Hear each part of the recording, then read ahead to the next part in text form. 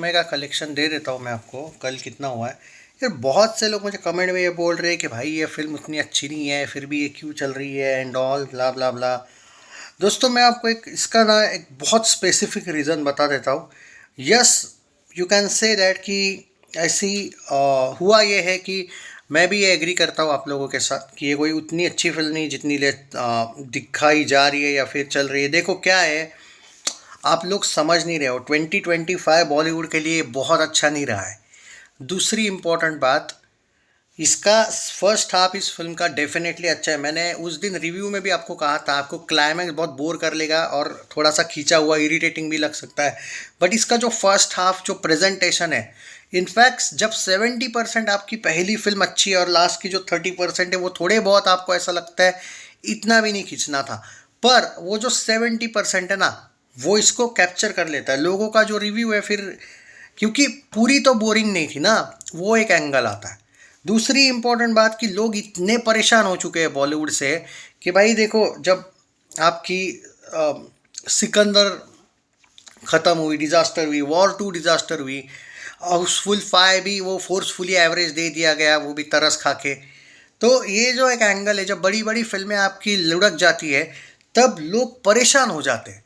लोग मतलब जैसे कि जो एक्सपेक्टेशन होती है लोगों की कि उतना जाना चाहिए उतना जाना चाहिए, हुआ नहीं है। जैसे सन ऑफ सरदार 2 भी डिज़ास्टर गई थी।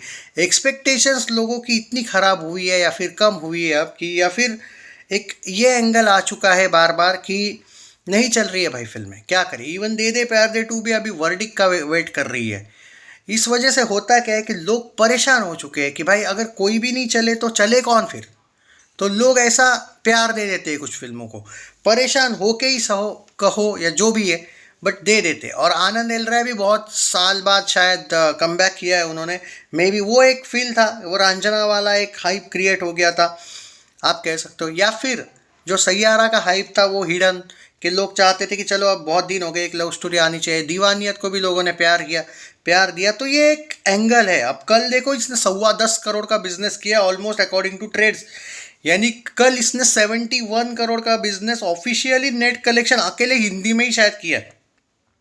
नहीं, हिंदी तेलुगु सॉरी हिंदी तमिल मिला के होगा वो। हाँ, 68 करोड़ 5 दिनों में हुआ है। आज के बाद अगर पूछोगे भाई आज 8 करोड़ कहीं नहीं गया।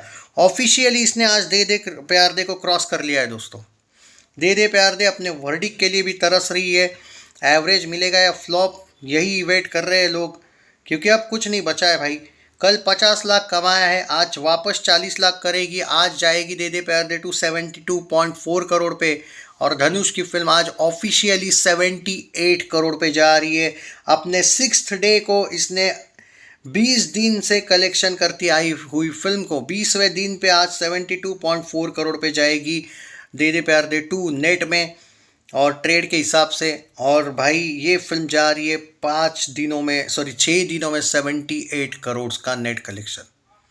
No comparison at all. दोनों भी टी सीरीज़ की फिल्में। जो लोग बोल रहे थे टी सीरीज़ वाले प्रमोट नहीं कर रहे एंड ऑल, प्रमोट तो उन्होंने किया था। उन्होंने दोनों फिल्मों के एक्टर्स को कहा था, वो नहीं गए। उनमें से एक एक्टर प्रमोशन को असर डेफिनेटली पड़ा है, लेकिन भाई एक प्यार वाली लव स्टोरी को इन लोगों ने जो प्यार दिया है, मैं आपको ये भी बोला हूँ कि ऐसी बहुत सी कमेंट्स आपने देखे होंगे कि फिल्म देख के आए लेकिन उतने ज़्यादा खुश नहीं है।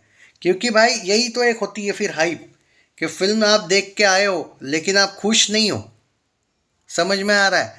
और उतने ज़्यादा पर, लेकिन क्या हुआ कि आप देख के आए हो, आपने कलेक्शन दिया है फिल्मों को। यही मेरा पॉइंट ऑफ व्यू है। समझ में आया कि बहुत से लोग इस फिल्म के पीछे इसीलिए भी पड़े थे या फिर गए भी इसलिए इस फिल्म को, उसके पीछे वही one of the big reason था कि बड़ी बड़ी फिल्में जब आपकी इस साल की नहीं चली, जैसा आपने एक्सपेक्टेशन किया था ये चलेगी वो चलेगी, बट नहीं चली, तो लोग कभी कभी कुछ अनएक्सपेक्टेड फिल्मों को भी प्यार दे देते हैं। ये one of the big reason यही है उस फिल्म का। क्योंकि ठीक है, मैं एक ये भी बात कह सकता हूँ कि तेरे इश्क में वालों ने हार्डली सिर्फ 1 महीने से ही वो लोग ज़्यादा थोड़ा बहुत प्रमोट करते आए। ना ही इसका टीज़र बहुत ज़बरदस्त तरीके से जल्दी आया था, ना ही इसका ट्रेलर भी एकदम ऐसे जल्दी जल्दी हो गया सब। तो कुछ फिल्में होती है भाई जो 1 महीने के अंतराल में सब कुछ अच्छा कर जाती है।